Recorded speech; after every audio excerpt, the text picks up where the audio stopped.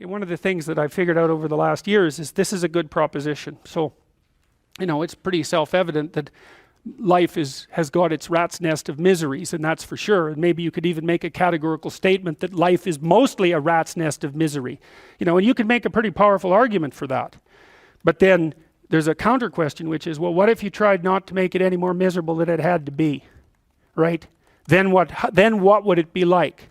And my suspicions is that a lot of that misery, I would suspect that most of that misery would go away, because it's the unnecessary misery that really brings you down. It's like, well, if someone has cancer, it's like, that sucks. But it's not like you can say, if only we had done this differently, then that wouldn't have happened.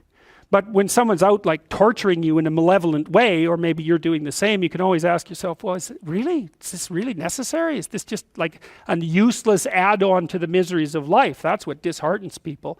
And so even in your own life, if you aren't suffering from self-imposed misery, and you're only suffering from inescapable misery, maybe you could handle that, and you could survive, you could bear it, and even maybe without becoming irredeemably corrupt. And so the goal would be, well, yeah, life is a rat's nest of miseries, and maybe it has no ultimate meaning. We could say that if we're feeling particularly pessimistic, but it still leaves one question open, which is, if you didn't do everything you could to make it worse, how good could you make it be? And the least answer is, well, it could be tragedy, but maybe not hell. And I think that's right. I really believe that. That's the most pessimistic proper statement. The worst case outcome in the worst of all possible worlds is that your life could be tragic but not hell. And that's a lot better than hell, right? And you think, I could give you an example of the difference. You're at your mother's deathbed. Well, that's tragedy. Here's another scenario. You're at your mother's deathbed, and you and all your idiot siblings are arguing. Well, that's the difference between tragedy and hell. And you might be able to tolerate the first circumstance, and maybe it would even bring you closer together with your family members. The second one, no one can bear that. You walk away from a situation like that sick of yourself and sick of everything else too. And it's often the case that tragic circumstances bring out the dragons, because the stress is high, and all those things that people haven't dealt with, they don't have the energy to repress, and all the bitterness comes pouring forward. It's like, seriously, man. So that's actually it's a rough lesson, but it's a good hallmark for figuring out whether or not you've got yourself adjusted properly and in relationship to your siblings. It's like, if you were all gathered around the bed of someone close who was dying, could you manage it? And if the answer is no, it's like, well, put your life together, because it's going to happen. And you should be the person who's there that can do it, and do it properly. And then maybe you'd find that it isn't the sort of thing that will undermine your faith in life itself. And I've seen both of those situations, ugly situations, murderously ugly situations. And then they're opposite, where people have had terrible things happen to them as a family, and they pull together and they rebuild their damn ship and they sail away. And so that seems to me to be a lot better. That makes you Noah when the flood comes, right?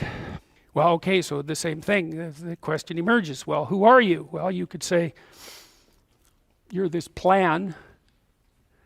That's how people usually identify. Maybe they have no plan at all and they're just in chaos, right? That's like being in the belly of the beast. They're nihilistic in chaos. They have no plan. They're just chaos itself. And that's a very dreadful situation for people to be in. Or maybe they conjure together a plan. That's their identity. It's kind of fragile, and they're holding on to that with everything they've got. It's their little stick of wood that they're floating in the ocean, clinging to. And so they're identifying really hard with that plan. That's what happens when you're an ideologue, is that you're identifying really hard with that plan. The problem is, something comes up to confront it. Well, how do you act? Well, you can't let go of the plan because you drown. Then you cling to it rigidly. Well, that's no good, because then you can't learn anything. And then if that's you're a totalitarian, you're not going to learn anything. You're going to end up in something that's close enough to hell so that you won't know the difference, and you might drag everyone along with you. And that's happened plenty of times, right? It's the whole story of the 20th century. It happened over and over and over. And it happens in people's states. It happens in their business organizations. It happens in their cities. It happens in their provinces. It happens in their states, and it happens in their psyches, all at the same time. You can't blame the manifestation of that sort of thing on any of those one levels. It happens when a society goes down that way, it goes down everywhere at the same time. It's not the totalitarians at the top and all the happy people striving to be free at the bottom. It's not that at all. It's totalitarianism at every single level of the hierarchy, including the psychological. And so you don't want to be the thing, you don't want to be in chaos, that's for sure, but you don't want to be the thing that clings so desperately to the raft that you can't let go when someone comes to rescue you, right? You don't want to be that.